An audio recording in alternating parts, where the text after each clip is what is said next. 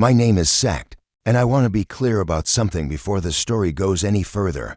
I was not a cruel creature. I had never been cruel. I had been raised in the warrior tradition of Varek, where honor was the first law and discipline was the second, and cruelty had no ranking on that list at all. I say this because what happened in that orientation hall is going to reflect poorly on me, and I would prefer you understand the context. We were the best, not the best of our home worlds, not the best of our regions, the absolute best of an entire generation of military candidates across 47 known civilizations. The Interstellar Military Command Academy accepted 63 cadets per cycle, 63 from a candidate pool that numbered in the hundreds of thousands. Every being standing in that hall had bled and strained and sacrificed enormous pieces of themselves just to arrive at this moment. So when she walked in, I think you can understand why we noticed. The jacket was the first thing. How could it not be? It was a garment of almost offensive antiquity, constructed from some kind of dense woven fabric in irregular patches of faded green, brown, and gray. I recognized the pattern intellectually, primitive visual camouflage, the kind of surface-level concealment used by species whose enemies operated within narrow visual spectrums. The Vorati still used similar techniques on their jungle moons. It was functional, in the way a sharpened rock was functional. It did the job, barely, but this jacket was not new. It was far, far from new. The elbows had been reinforced with different material, stitched in rough diagonal lines by hands that clearly cared more about durability than aesthetics. The collar was slightly misshapen, as if it had been folded and unfolded 10,000 times. Across the left breast and both shoulders, patches had been sewn, faded symbols, unique designations, worn insignias in shapes I did not recognize, colors so bleached by time they had become suggestions of colors rather than colors themselves. The human wearing it was named Mara Holt. I had memorized the registration manifest, as any serious candidate would. She was young by human standards, mid-20s, I estimated, with close-cropped dark hair and the particular kind of stillness that either meant profound calm or profound dissociation. She walked into that hall of elite warriors from across the galaxy, and she looked at us the way you look at weather, interested, perhaps, not concerned. Beside me, Dren, a Corran cadet with for upper manipulator arms and a military pedigree, going back 11 generations, made a sound with his mandibles that translated, roughly, to amused disbelief. "Tell me," he murmured, low enough for only our cluster to hear, "did she get lost on her way to a museum?" Soft laughter rippled through the nearest cadets. I didn't laugh. I watched. Mara had taken a position along the left wall, shoulder resting against the composite paneling, one boot crossed over the other. Her eyes moved across the room in a slow, methodical sweep. Not nervous, not defensive. She was cataloging us, I realized with a small start, taking stock. Her gaze passed over the Valine cluster near the ceiling, over the Fordraxian warriors grouped by the far wall, over the trio of Quicksand cadets standing at perfectly rigid attention near the center. It passed over me. It paused for half a second, then moved on. That half second bothered me more than I wanted to admit. "The patches are backwards," announced Pyrrha, a Valine who had drifted down from the upper group, her translucent form flickering with quiet mockery. "Look at the orientation. Unless Earth military tradition involves wearing your honors upside down, maybe they earned them upside down," said someone from the back. More laughter. Louder this time. Mara's expression did not change. That faint, distant amusement at the corner of her mouth didn't deepen or fade. She simply existed in the joke the way a stone exists in a river, completely unmoved by the current passing around it. It was Krell who finally walked over. Of course it was Krell. He was Draxon. 7 generations of selective warrior breeding visible in the breadth of his shoulders and the absolute confidence of his stride. He was the cadet everyone already assumed would place first in the combat rankings. He stopped 2 meters from Mara, arms crossed, head tilted at an angle that managed to communicate both curiosity and profound condescension. "I have a genuine question," Krell announced, loud enough for the nearest 30 cadets to hear. "Is that jacket supposed to serve some kind of tactical purpose?" Because my analysis suggests the only thing it camouflages you against is a compost pile. Several cadets laughed outright. Mara's eyes tracked to him, slowly, deliberately. Her head didn't move. Just her eyes, the way a much larger predator shifts focus without bothering to turn its head. She held his gaze for a moment that stretched several seconds longer than comfortable. Then she said, "It's not for camouflage." Her voice was quiet. "Not soft, there's a difference. Soft implies fragility." Her voice was quiet the way deep water is quiet. All the mass below the surface, none of it visible. Krell waited for more. None came. "Then what is it for?" he finally asked, the condescension now slightly strained. "Remembering," Mara said simply. And she looked away from him, back to the room, as if he had been a minor interruption in a more interesting activity. I watched Krell's jaw work silently for a moment, watched him process the non-answer, reach for a response, fail to find one that wouldn't sound foolish, and eventually turn and walk back to his group. He made a dismissive gesture to his companions, but the swagger had developed a very slight crack in it. I stored that observation carefully and said nothing. The mockery continued for another 10 minutes. Pyrrha conducted a detailed aerial survey of the jacket's worst features. For the benefit of the Valine cluster, Dren offered a running commentary on Earth's relative technological development, framing the garment as a window into a civilization still working out the basics. A small quicksand cadet named Fisk scurried close enough to peer at the patches, with undisguised curiosity, then scurried back without offering an opinion. Through all of it, Mara Holt stood against that wall and watched us perform for her. Because that, I slowly realized, was what it felt like. Like we were the show. Like she had purchased tickets to observe 62 alien military cadets reveal their characters in the first 20 minutes of acquaintance. And she was getting excellent value. The side doors opened, not the gentle, pneumatic slide of a standard door mechanism. They opened the way a pressure seal releases, a sharp, sudden explosive compression that made every cadet in the hall flinch backward by reflex. The laughter stopped. The commentary stopped. 63 beings with highly developed threat response systems all performed the same involuntary calculation simultaneously. Something dangerous has entered the space. Master Commander Veth walked in, and the hall did not go quiet so much as it went absent. All the noise, all the social energy, all the performance, it simply ceased to exist in his presence. He was not the largest being I had ever seen, but he was the most certain one. Every step he took suggested an absolute and uncontested relationship with the ground beneath him. He was Vardathi by primary species, their characteristic slate-gray plating visible beneath the open collar of his uniform. But the genetic layering of decades in combined military service had added angles and densities to his frame that no single species could produce naturally. His eyes, 4 of them, in a horizontal arrangement, moved across the hall with the particular quality of attention that belongs to beings who have survived long enough to never be surprised by anything. "Form up," he said. Not loudly. He didn't need to. We formed up. All 63 of us, in something approaching order, with somewhat less grace than any of us would have preferred. I found a position in the 3rd rank. Dren materialized beside me, above and behind.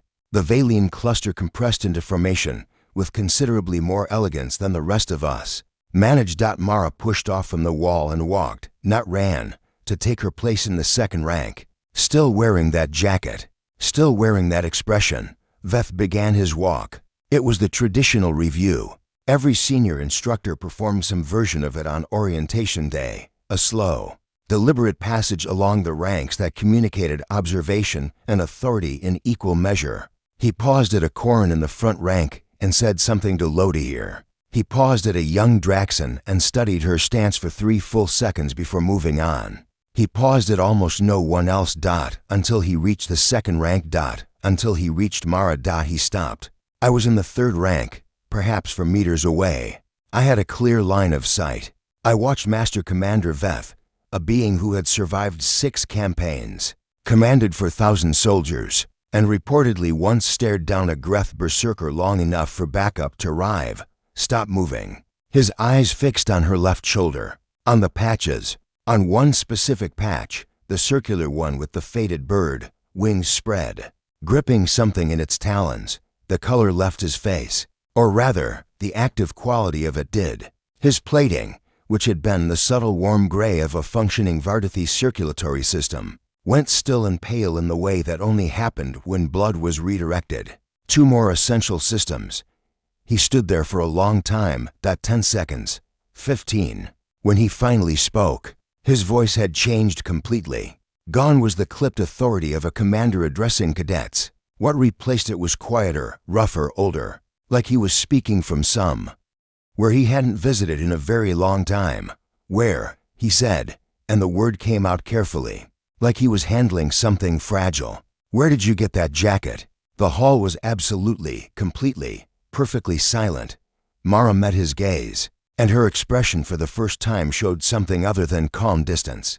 Not surprise, not fear, something more like recognition. It belonged to my grandmother. Sir, she said, and Master Commander Veth lowered his voice like a man who had just seen a ghost, because in every way that mattered, he had the silence held. I have been in combat situations where the tension before engagement was almost a physical substance, something you could press your hands against. This was that, but different. Combat silence carries the forward energy of things about to happen. The silence had a weight that pulled backward, into history, into places none of us could see. Master Commander Veth had not moved. His 4 eyes remained fixed on the patch at Mara's left shoulder, the circular one, the bird with outstretched wings, the faded numbers beneath it. The expression on his face was not something I had vocabulary for at the time. I have vocabulary for it now, after everything that followed. After everything I eventually understood. It was the expression of someone who had stopped believing in something long ago, as a matter of survival, and was now confronted with evidence that the thing had been real all along. Which division? He asked, still quiet, still careful. Mara's posture had shifted. She stood straighter now, not the military rigidity of someone performing attention, but the natural elevation of someone who had been trained since childhood to stand a certain way. When certain things were discussed. 3rd Recon, Earth Expeditionary Force, sir. My grandmother served 22 years. She retired as a Master Sergeant. Veth's jaw tightened imperceptibly. 3rd Recon. He said it the way you say the name of a place you thought you'd never hear again. Left shoulder patch. Show me. Mara turned slightly. Presented the shoulder. Veth leaned forward. His 4 eyes moved across the patch the way an expert examines a document, whose authenticity they cannot yet believe. His hands, I noticed, stayed at his sides. He did not touch it. Keth's passage. He said that, not a question. The 2 words landed in the air of that hall, and something happened to the atmosphere. I cannot explain it exactly. It was as if the words themselves had mass. Yes, sir, Mara said. She was there for the full engagement. 11 weeks. 11 weeks. Veth straightened slowly. He turned, and for the first time since reaching Mara, he addressed the hall. His voice, when it came, had recovered some of its command register, but underneath it now was something else, something that had not been there before. How many of you know what Keth's passage was? Silence. Then, cautiously, a few hands and appendages rose. Draxan military history enthusiasts, mostly. 1 Valine. Veth's gaze swept the raised hands with something between acceptance and disappointment. Then most of you don't know what is standing in front of you. He turned back to Mara. Tell them what your grandmother did there. Tell them what 3rd Recon did. Mara's expression didn't shift toward pride. It shifted toward something more careful than that, more considered. Keth's passage was an attempted siege break, she said, her voice carrying to the entire hall with practiced, quiet clarity. A combined force of about 600 Vardathi soldiers had been encircled for 19 days. Supply lines cut. Communications intermittent. The relief column was delayed by a secondary engagement 40 kilometers out. 3rd Recon was detached as a forward unit to maintain pressure on the encirclement from outside. Draw resources, disrupt logistics, prevent the encirclement from consolidating. She paused. There were 41 of them. 41. I did the arithmetic involuntarily. 41 soldiers maintaining external pressure on a force large enough to hold 600. Vardathi in siege. They held their operational position for 11 weeks. Mara continued. until the relief column arrived. Of the 41, 9 came home. The hall processed this in silence. Veth had not taken his eyes from the middle distance during her recitation. When she finished, he was quiet for a moment that felt geological. Then he said, "I was one of the 600. The words were so flat, so simply stated, that they took a moment to land. When they did, I felt the impact register through every cadet in the hall like a compression wave." Dren's manipulator arms moved involuntarily. Krell, against the far wall, went absolutely still. "I was 19 years old," Veth said. "Second year of service. By day 11 of the siege, we had begun rationing medical supplies. By day 17, we were calculating how many could survive a breakout attempt versus how many we would certainly lose staying in position." He paused. "We could hear them, you understand, out in the dark, beyond the encirclement. Small unit, moving, harassing, drawing fire, redirecting resources, refusing to stop. We did not know who they were. We did not know their species. We knew only that something out there had decided we were worth the cost of staying." In the silence, someone's equipment issued a small automated tone. No one reacted. No one moved. On the 43rd day, Veth continued, "A recon runner reached our perimeter in the early hours. She had moved 11 kilometers through contested space to deliver updated relief column coordinates and a handwritten note from her commanding officer. The note said," He stopped. Something passed across his face. The note said, "We know you're still there. So are we." I heard Pyrrha make a soft sound above me. She didn't flicker mockery this time. "We framed that note," Veth said quietly. "The original is in the HFY Military Remembrance Archive on Varik Station. There is a permanent case for it. The note has been there for 43 years. He looked at Mara directly. "Your grandmother was that runner." Mara didn't react with surprise. Her expression was the expression of someone hearing confirmed what they already knew, had always known, had been raised with. She simply nodded once. "She didn't talk about it much," she said. "But she kept the jacket." Veth looked at the jacket again, at the patches, at the faded bird with the worn wings. "I know what this unit's motto was," he said. And then he did something I had not yet seen him do, and would rarely see him do again in the cycles that followed. He shifted his posture, a fraction of a degree forward, a slight inclination of the head. The gesture was so subtle that most of the hall probably missed it. I did not miss it. It was a mark of respect. Old, formal, specific. The kind that HFY soldiers gave only to other soldiers, do you? He asked her. Mara's chin lifted slightly. When she spoke, her voice did not waver. "We don't leave. We don't stop. We don't ask permission to hold." Veth recited the last line with her, his voice joining hers in the same cadence. "The same weight. We hold until there is no one left to hold for." The words fell into the silence of the hall, and the hall received them. For a long moment, nobody moved. Then Veth straightened to his full height, and when he spoke again, his commander's voice had returned, but it had been rebuilt around something denser and more permanent than authority. "You wanted to know why humans are here," he said, addressing the hall, not loudly. He never needed to be loud, not as a diplomatic gesture, not as a participation concession to a young civilization. "You wanted to know what they bring to this academy, to this service, to any engagement you might one day share with them." He let the silence hold for one deliberate breath. "They bring this. They bring 41 soldiers who knew the mathematics, who ran the numbers, who understood exactly what 11 weeks in a contested zone would cost. And they held anyway, not because they were ordered to, not because survival was probable, because 600 people were still in there, and someone had to be outside. And they had decided that someone would be them." Krell, across the hall, was looking at the floor. Drive ENN, beside me, was looking at the jacket. Pyrrha, above, had ceased all bioluminescent fluctuation entirely. She was simply still. I was looking at Mara Holt, who was standing in her grandmother's jacket, in a hall full of the galaxy's best soldiers, looking exactly as she had looked when she walked in, calm, present, unimpressed by performance, unimpressed by intimidation, waiting with the patient efficiency of something that has learned. There's no point in expending energy on things that don't matter. She had known, I realized. When she walked through that door, she had known what the reaction would be. The looks, the comments, the assessment, the jokes. She had walked through that door wearing that jacket anyway, because the jacket was not a statement or a provocation or a plea for recognition. It was just what she wore, because it had belonged to someone who held for 11 weeks, and because someone had to carry that forward. And Mara Holt had decided that someone would be her. Veth dismissed us to our first training session without further ceremony. As the hall reorganized into movement, Dren fell in beside me. He was quiet for a moment.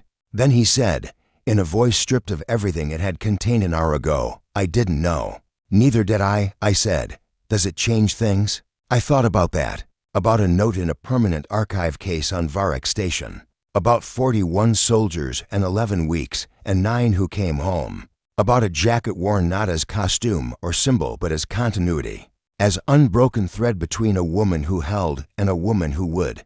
"Yes," I said. We walked to training, and I noticed, without comment, that